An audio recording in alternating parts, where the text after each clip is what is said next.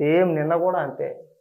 నిన్న నాయకులతో ఒక సమావేశం లాంటిది పెట్టుకొని వాళ్ళతో మాట్లాడుతూ ఈసారి మనం అధికారంలోకి వస్తే ఒక 30 ఏళ్ల పాటు ఖచ్చితంగా మనమే పరిపాలించేస్తామని మాట్లాడుతున్నారు. ఈ డైలాగ్ మీకు గుర్తుండే ఉంటుంది. 2019 ముఖ్యమంత్రిగా ప్రమాణ స్వీకారం చేసే రోజున ఆ సభలో కూడా ఇదే డైలాగ్ కొట్టాడు. 30 ఏళ్ళు నేనే అధికారంలో ఉంటాను, కేవలం నేను బటన్ నొక్కడానికి మాత్రమే అధికారంలోకి వచ్చాను, ఇంకా బటన్ నొక్కేస్తాను కాసుకోండి అని చెప్పేసి అన్నాడు. ఏమైంది? ఈడిస్తే 151 నుంచి 11 స్థానాలకు పడిపోయాం మనం. అయినా సరే మార్పు రాలా, మళ్ళీ సేమ్ అయ్యే పిచ్చ డైలాగులు. ఒకసారి ఏమైనా మాట్లాడుతున్నాడు వినిపిస్తా చూడండి.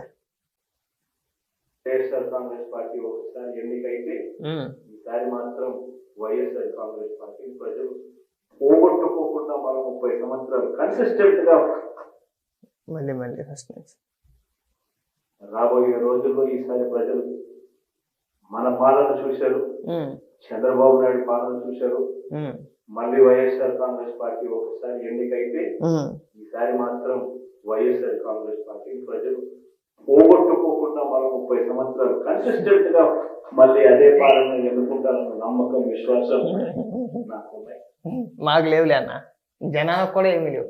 నువ్వు మళ్ళీ అధికారంలోకి రావడమే గగనం కళ అన్నది. నువ్వు అనుకుంటున్నావేమో నేను మళ్ళీ అధికారంలోకి వచ్చేస్తాను, ప్రజలు మళ్ళీ నాకు ఓట్లు వేస్తారని చెప్పేసి నువ్వు అనుకుంటున్నావేమో. అది జరిగే పని కాదు.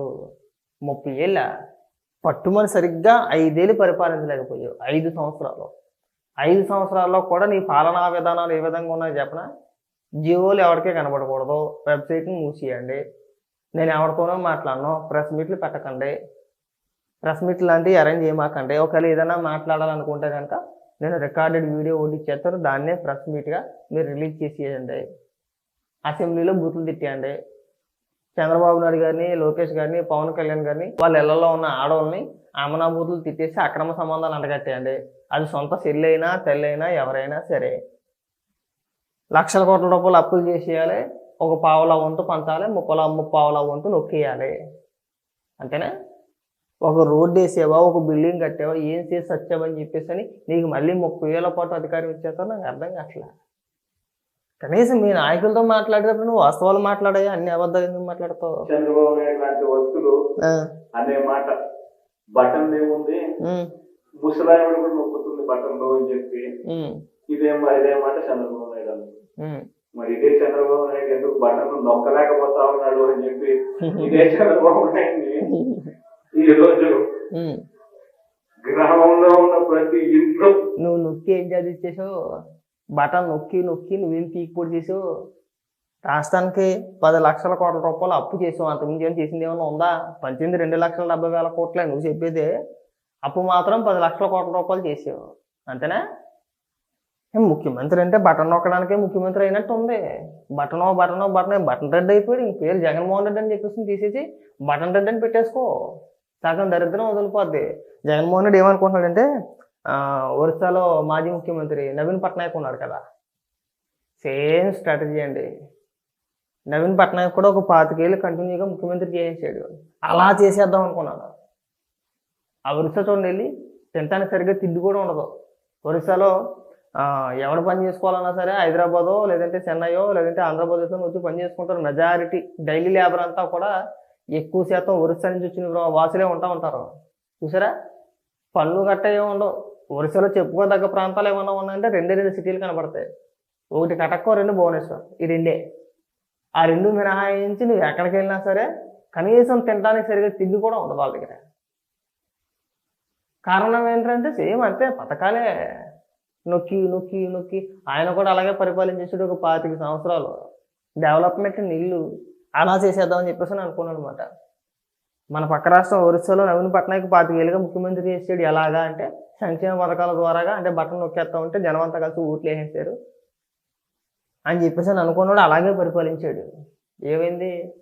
ఆంధ్ర రాష్ట్ర ప్రజలు అంత తెచ్చోలేం కాదు, తెలియదా? చదువుకున్న యువతకి ఉద్యోగాలు కల్పిద్దామనో, పరిశ్రమలు తీసుకొద్దామనో, లేదు బటన్ నొక్కేయాలి, బటన్ నొక్కేసి మరో ఒరిస్సా చేస్తాను నేను రాష్ట్రాన్ని. రాష్ట్రాన్ని అప్పుడుకప్పుడు చేసాడు కాదు. మీరు వెళ్ళి చూడండి, ఒరిస్సా కానీ, వెస్ట్ బెంగాల్ కానీ, నార్త్ బెంగాల్ కానీ, జార్ఖండ్ కానీ, అస్సాం కానీ, ఈ 4 రాష్ట్రాలు వెళ్ళి చూడండి ఒకసారి.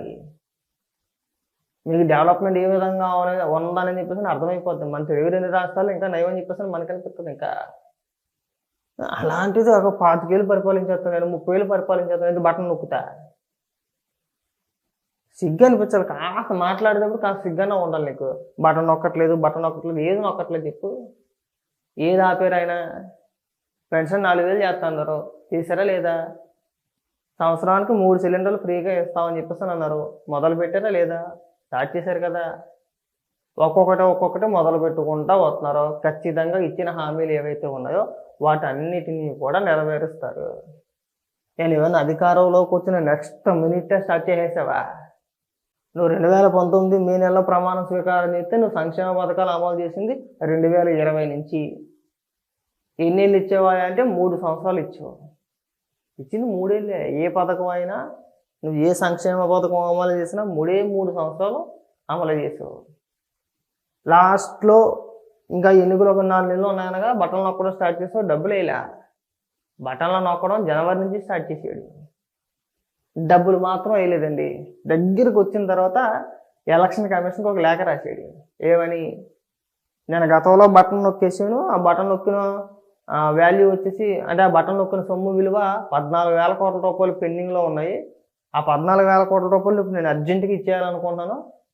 మీరు నాకు అనుమతి ఇస్తే ఎలాగా ఓటింగ్ ఇంకొక 2 రోజులు ఉంది కాబట్టి నేను డబ్బులు పనిచేస్తానని చెప్పేసి మాట్లాడాడు ఈ పోటుగాడు. ఇవాళ ఇక్కడికి వచ్చేసి ఉపన్యాసాలు ఎత్తున్నావు. నువ్వు ఏ పథకం నువ్వు 5 ఏళ్ళు ఇచ్చే చెప్పు. నువ్వు 5 సంవత్సరాలు పరిపాలించావు కదా. ఒకే ఒక్క పథకాన్ని నేను 5 సంవత్సరాలు రాష్ట్రాన్ని పరిపాలించాను, ఈ 5 సంవత్సరాలు ఇక ఈ పథకాన్ని అమలు చేశానని చెప్పేసి ఒక పథకం పేరు చెప్పు. 5 ఏళ్ళు రాష్ట్రాన్ని పరిపాలిస్తే నువ్వు ఇచ్చింది 3 ఏళ్ళే. ఏ పథకం అయినా సరే ఎనీ పథకం నువ్వు ఏ పథకం తీసుకున్నావు. ఇక్కడికి వచ్చి ఏదో సొలువు ఉపన్యాసాలు మాకు. ఉన్న వ్యక్తులు కూడా ఈరోజు అడుగుతా ఉన్నారు. ఈరోజు ఏమంటా ఉన్నాడు? ఎంత మొహమాటం లేకుండా ఎంత నిస్సిగ్గుగా ఏమంటా ఉన్నాడు? రహస్యం ఏదైనా ఉంటే చెవులో చెప్పమంటాడు. ఇంకా ఏమంటాడు? బటన్ నొక్కిన జగన్ పంపించినారు ప్రజలు, బటన్ నొక్కిన కేజ్రీవాల్ పంపించినారు, బటన్ టైం అయిపోయింది అంటున్నారు. అయిపోయింది అంటే నువ్వు బటన్ నొక్కడానికి ముఖ్యమంత్రి అవుతావా? అంటే ముఖ్యమంత్రి అయిపోగానే లక్షల కోట్ల రూపాయలు అప్పు చేసేసి మన ఇంట్లో కూర్చొని చుట్టూ పరదాలు కట్టేసుకొని అలా బటన్ నొక్కుతా కూర్చుంటావా? నొక్కేసాను అని చెప్పేసి అని నువ్వు ఎలా ముఖ్యమంత్రి చేసేవో 5 ఏళ్ళు మాకు ఇవాళ కూడా అర్థం కాదు. ఏదో నీ అదృష్టం బాగుండి రాష్ట్ర ప్రజల తలరాత బాగోక నువ్వు ముఖ్యమంత్రి అయిపోయావు. కానీ లేదంటే ఈ పిచ్చి మాటలు మాట్లాడి నువ్వు ముఖ్యమంత్రిగా చేసేవంటే మాకు సిగ్గేస్తుంది.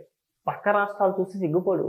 పక్క రాష్ట్రాలంటే మళ్ళీ ఒరిస్సాని, ఆ బీహార్ని, ఆ వెస్ట్ బెంగాల్, నార్త్ బెంగాల్, ఆ జార్ఖండ్ లేదంటే అస్సాంలో వాటిని ప్రామాణికంగా తీసుకోమాక. మళ్ళీ అదొక దరిద్రం మాకు. పక్క రాష్ట్రాలతో పోల్చాలంటే అభివృద్ధి చెందిన రాష్ట్రాలతో పోల్చుకోవాలి మనం ఎప్పుడైనా సరే.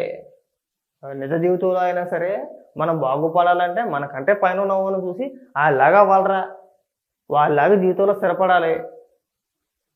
లేదంటే వాళ్ళ కారు కొనుక్కోవాలి, ఇల్లు కొనుక్కోవాలని చెప్పేసి మనకంటే పైన ఉన్న వ్యక్తులు, మనకంటే ముందున్న వ్యక్తులతో పోల్చుకొని మనం చూసుకుంటాం. రాష్ట్రాలు కూడా అలాగే మనకంటే అభివృద్ధి చెందిన రాష్ట్రాలతో పోల్చుకొని మనం చూసుకోవాలి. కానీ మా దగ్గర ఏంటంటే మనకంటే కింద ఉన్న రాష్ట్రాలు, మనకంటే నాశనం అయిపోయిన వ్యక్తులతో ఎవడైతే ఉన్నాడో వాళ్ళతో పోల్చుకొని నేను సమాధానాలు చెప్తారు అన్నమాట. పక్క రాష్ట్రం ఒరిస్సా కంటే మనం బెటర్గానే ఉన్నాం, అడుగు తినేవాడి కంటే మనం బెటర్గానే ఉంటాం. ఉండమా? వీళ్ళు ఎప్పుడు కూడా మనకంటే కింద ఎవరైతే ఉన్నారో వాళ్ళతో పోల్చి చెప్తారనమాట. మనకంటే కింద ఉన్న వాళ్ళతో ఎప్పుడు కూడా మనం పోల్చుకోకూడదు. వాళ్ళు పైకి రావాలని చెప్పేసి మనం కోరుకోవడంలో తప్పులేదు, కానీ మనం ఆ స్థాయికి వెళ్ళిపోవాలని చెప్పేసి కోరుకోకూడదు. అలా అని చెప్పేసి వాళ్ళకంటే మనం బాగానే ఉన్నాం కదా అని చెప్పుకుంటే మనంత మూర్ఖత్వం ఇంకొకటి ఉండదు. రాష్ట్రాలు కూడా అంతే. మన పక్క రాష్ట్రాలతో పోటాపోటీ ఉండాలా. పక్క రాష్ట్రాలు 4 పరిశ్రమలు వెళ్తున్నాయా, కనీసం మనం 3 అన్నా సాధించుకోగలగాలి. పక్క రాష్ట్ర యువతకి, నిరుద్యోగ యువతకి, చదువుకున్న యువతకి 1,00,000 మంది ఉద్యోగాలు దొరికినాయి అనుకో, ఉపాధి అవకాశాలు దొరికినాయి అనుకో, మన రాష్ట్రంలో కూడా కనీసం ఒక 50,000 మందికైనా దొరికే విధంగా ఆ ప్రయత్నాలన్నా చేసే విధంగా అయినా ఉండాలి. అదన్నా చేయగలగాలి. మనం అది చేయలేము, ఇది చేయలేము, ఏది చేయలేము. ఏంట్రా అంటే బటన్ నొక్కేయాలో ఫాలో చేసుకోవాలా. బటన్ నొక్కేస్తాడండి, కార్యకర్తలందరికీ ఆదేశాలు ఇచ్చేస్తారు. జగన్మోహన్ రెడ్డి ఫోటో నడి రోడ్డు మీద పెట్టేస్తారు. నడి రోడ్డు మీద పెట్టేసి ఓ బిందు పాలేస్తారు తీసుకెళ్ళి. మళ్ళీ అక్కడ పాటలు, భజనలు, గిజన్లు అబ్బో చాలా ఉంటాయి. ఇంకా అక్కడ రాష్ట్రాన్ని 5 ఏళ్ళు పరిపాలించి ఏమీ చేయలేడు. ఏం అంత మాట్లాడితే బటను. ఎప్పుడు కూడా అప్పులు చేసి నువ్వు బటన్ నొక్కేస్తే అదేం డెవలప్మెంట్గా మనం తీసుకోవాలని గుర్తుపెట్టుకో బాగా. వరుసలో ఆయన 25 ఏళ్ళు ముఖ్యమంత్రిగా చేసాడు కదా, మనం కూడా అలాగే చేసేద్దాం అనుకుంటున్నాడు. కానీ అక్కడ ప్రజలు వేరు, అక్కడ కూడా మార్పు వచ్చింది. చూసారు బటన్ నొక్కడం తప్పితే చేసి వచ్చింది ఏమీ లేదురా అని చెప్పేసి అనుకున్నారు. వీళ్ళు చేశారు, ఇంటికి అయిపోయింది. సో ఎప్పుడు కూడా బటన్ అనేది శాశ్వతం కాదు. స్వయం ఉపాధి, రాష్ట్రాన్ని ముందుకు తీసుకెళ్ళాలి, పరిశ్రమలు తీసుకురావాలి. రాష్ట్రంలో ఉన్న నిరుద్యోగ యువతకి ఉపాధి కల్పించే విధంగా రాష్ట్ర ప్రభుత్వం అడుగులు ఎత్తే ఆ రాష్ట్రం బాగుపడుద్దన్న. మనకంటే తెలంగాణ ముందు ఉండడానికి కారణం ఏంటి? అదే డెవలప్ అయ్యిందండి. పెద్ద కష్టపడ అవసరం లేదు. ఇవాళ సగానికి పైగా మళ్ళీ అది సబ్జెక్ట్ మారిపోతూ ఉంటుంది. దీన్ని ఇక్కడితో గట్టిపెట్టేద్దాం, తర్వాత వీడియోలో మాట్లాడుకుందాం.